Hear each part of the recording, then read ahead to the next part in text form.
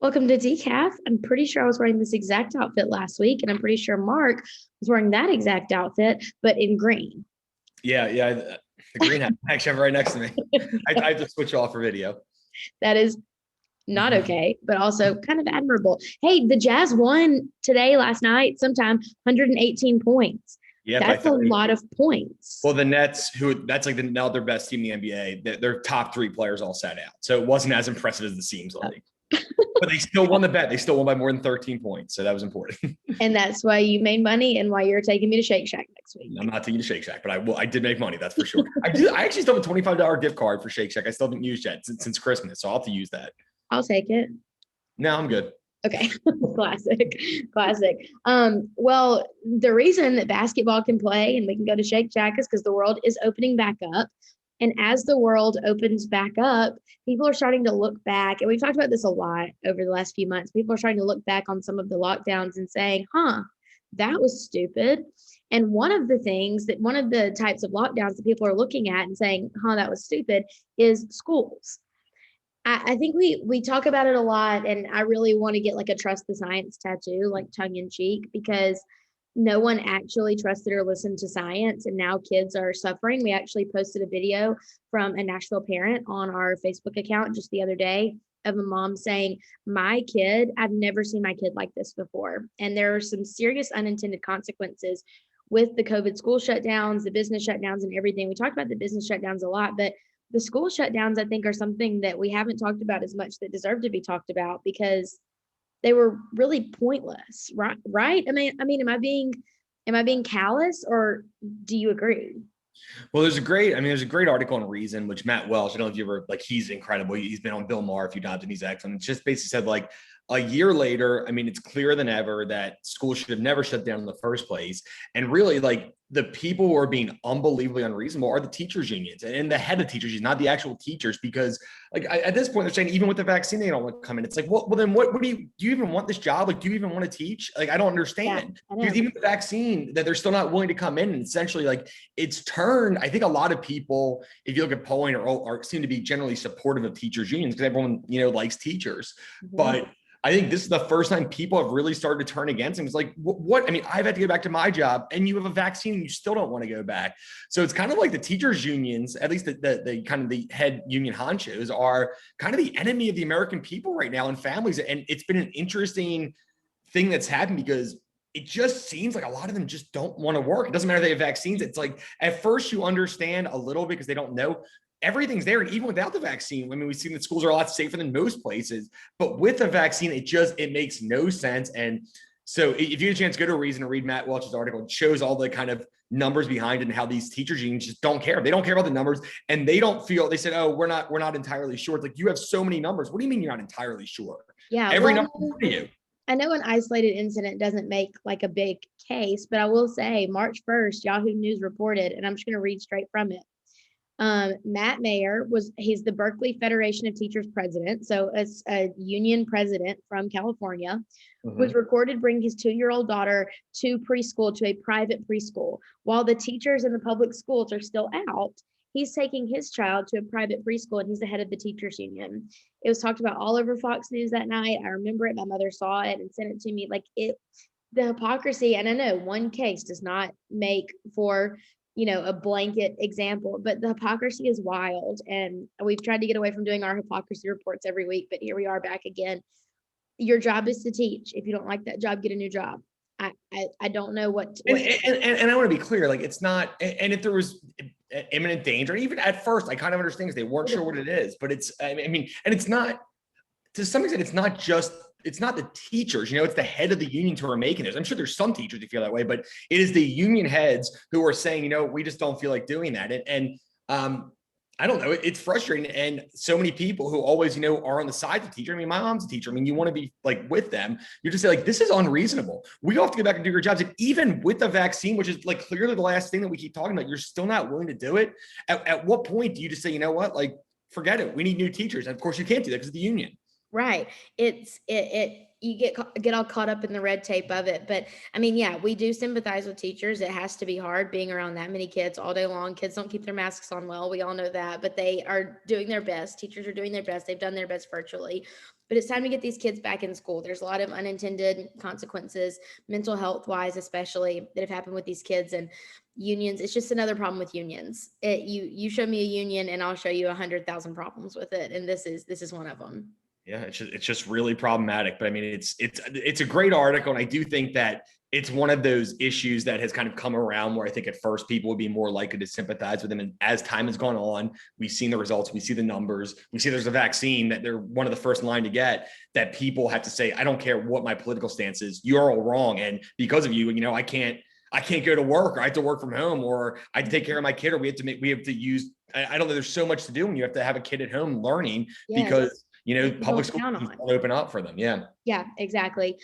Well, speaking of education, let's talk about a new report from the Beacon Center that came out today. You can find it. It's been posted all over, great media coverage by our friend Vivian. And it is about how there are so many opportunities in rural education, especially in the wake of the pandemic. There's so many more options for families. And we're really exploring and digging into what options are available for Tennesseans as far as educating their kids. And now is as good a time as any, am I right?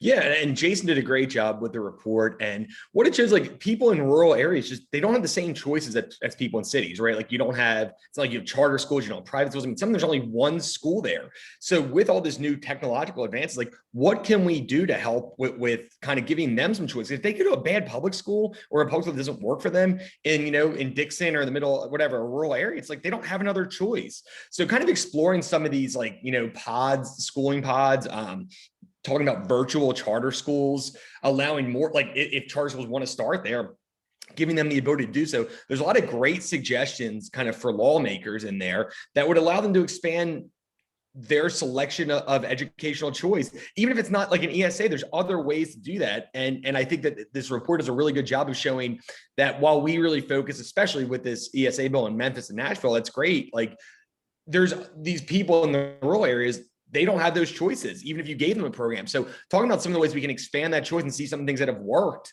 in other states and other areas that we could expand to these kids. Because again, like we said, if there's one choice for a school, and maybe it's a great school, but maybe it's not, or maybe it's just not good for that kid, that they have no other choice. And that's just really frustrating. If, like, the closest other school you go to is an hour away or an hour and a half away, it doesn't work. So it was a great report, and it shows some of the options and what has worked in other states in terms of kind of how they've done educational choice for rural areas. Well, and what I really love is that the tides are really turning for choice and freedom in a number of things. One, in education, people have seen what public schools, especially those with unions, have done that's damaging for kids. But also during the pandemic, we've seen what government monopolies and government regulations on healthcare can do in a bad way for patients. And so we talked about healthcare before with certificate of need, telehealth, direct primary care. We talk about these freedoms in healthcare that have really been highlighted during the pandemic. But now let's look at freedoms in education. It just keeps going. Once you see how we can operate in crisis without the government bearing down on us, or with the government bearing down on us and it becoming absolutely ridiculous, you can see so many more paths forward for freedom of how you consume goods and services. And I think that this report does a really good job of highlighting a lot of those options for our friends in rural Tennessee. Yeah, it's bad. I mean, as bad as this has been, I mean, obviously there's not much good that came out of this pandemic, but it did allow us to expand, and you see the new options that were previously underutilized or not used at all. I mean, even just seeing what telehealth does, and this idea that you can get a lot of people getting groceries delivered to your thing.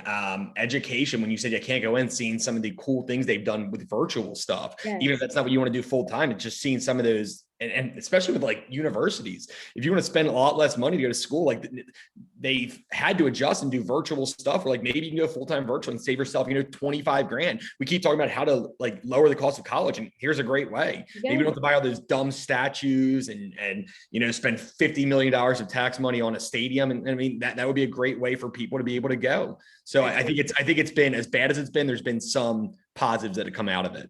Find the good and praise it. That's what we do. Mark, let's talk about March Madness. You have had some pretty good picks, huh? Yeah, it's been good. Yeah, I got the Ohio and Abilene Christian one. Those were my two good picks there. And Colgate, really, they didn't win, but they were up with about 8 minutes to go in that game, so they played well. So there's been, I've done well. My national champ, which is different than everyone else, is still in it because I think Baylor is going to win. So I mean, most people are picking Gonzaga, so Baylor, and they've looked really good. It's been really exciting so far. Then Oral Roberts, who now is getting, they're getting trash talk because they're a Christian school. There's been a lot of articles about them. They're getting trashed, but I mean, a winning's winning.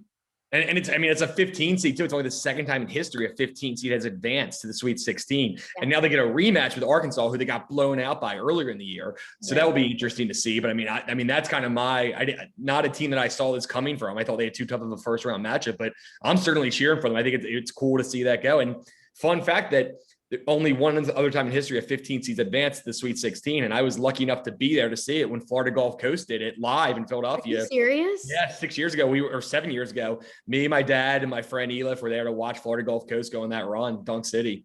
Oh my gosh, that's really incredible. It was awesome to see in person. It was surreal. So I mean, seeing it happen again is really cool though. Yeah, well, Alabama, my obvious number one choice, is doing great. They've looked really good too. I mean, it's like not just they've won. I mean, they've looked really good in winning. Just outplaying the opponents. Like it's been really, really great. I don't know what I'm gonna do though, because you don't like baseball, but opening day is on April 1st.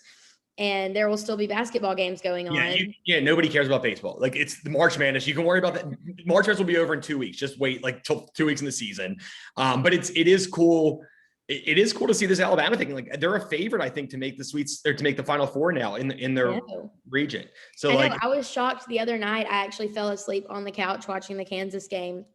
And you and I were texting right before I fell asleep, and you said that you put some money on Alabama, and I like it. Mark never does that. I'm sure. Well, yeah, I mean, that's because they're usually not worth it. But I feel like they've played well, and the unfortunate thing is if you make the Final Four, your prize is playing Gonzaga in the Final Four, probably. So it's not like unfortunate. But I mean, you're gonna have some tough games. I think you'll win this week. But I mean, going up against Michigan, or I actually think Florida State's going to beat Michigan, be up to the 1 seed. Yes, I do. I think Florida State's look great.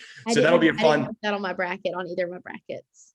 I didn't either, but I'm saying it now. I took Michigan to beat Florida State, but after watching 2 games, they've looked substantially better than Michigan, in my opinion. So that's always the worst thing when you fill out your bracket and you're right so far and you're watching like, I actually think this is going to happen now. I don't think that same team's going to win. Yes, my brackets are an absolute disaster. It's actually very upsetting to see all of the red X's. I clearly don't know how to pick them. I was watching ESPN after the first day, and it was like there were like 30 million brackets and only 24 were still perfect after the first day, which is insane. Yeah, I mean there was some crazy stuff happening, that's for sure. Yes, and you called a lot of it. So actually, I'm doing pretty well in my bracket, but not as well as my fiance. Kira's like second place in our bracket. She's been killing it. Now she has Michigan to win it all, so I don't see that happening. I had to update her bracket a little bit. She had Virginia Tech in the Final Four. I'm like, they're not good, and they lost in the first round. So I did change that for her, thankfully. But help a sister out. Yes, yes. Wow. Well, next week Justin's co-hosting this with me, and we will be absolutely talking about the Braves, because the Braves play on the 1st. Max Fried, my boyfriend, doesn't know he's my boyfriend, is pitching. And so I'm sorry, Mark, we will have to put the basketball talk on hold for 1 week. No, I'm not there. I'm glad we can't talk about the Braves choking again in the playoffs, so I don't have to worry about it. So that's good. Oh my gosh, it was devastating. Okay, so last thing we talk about, I saw earlier on Twitter today that the word gratitude was trending, and Mark and I complain a lot, and we are very negative. So for a little positive change, Mark, what are you grateful for right now? I don't think I'm super negative, but not as negative as you. We're just honest. No, I mean, I'm grateful for a lot of things. I mean, I'm grateful for the Jazz season. That's been incredible. It's been really cool to see them. I was really hoping you would lead off with, I'm grateful for my fiance. No, I mean, I'm grateful for I was going to say, I'm grateful for my family, my fiance. I'm grateful that my sister's doing well. I'm grateful for Sloan when she's not being a pain in the butt. So, but no, I mean, and we live in a great city. I mean, that's one of those things that, I mean, obviously but recently you kind of sometimes forget how awesome, Nashville and Tennessee are. And we're very lucky to both live here. Go ahead. You have to go now. I'm grateful for the Crimson Tide. I'm grateful for my friends. I had a dinner and drinks with my friends last night and realized that I'm very grateful for them. I'm grateful for a job that lets me travel. I'm going home next week to Anniston to spend the week with my mom. So I'm thankful for my mom and my sister's fiance and my grandma. We're just like a little tight knit crew. Poor Ryan, he's the only guy in the mix, but so it goes. But yeah, there's a lot of really cool things that are going on right now. I was driving around downtown Nashville yesterday and saw a lot of cool things being built.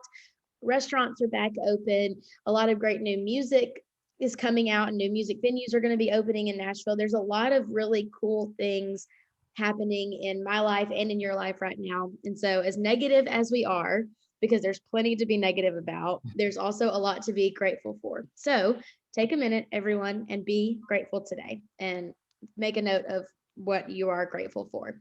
Mark, any final thoughts? Nope, I think that's good. That's the most positive we've ever ended the show, I think. That really is. You haven't insulted me in like 5 whole minutes. I better end this before you do.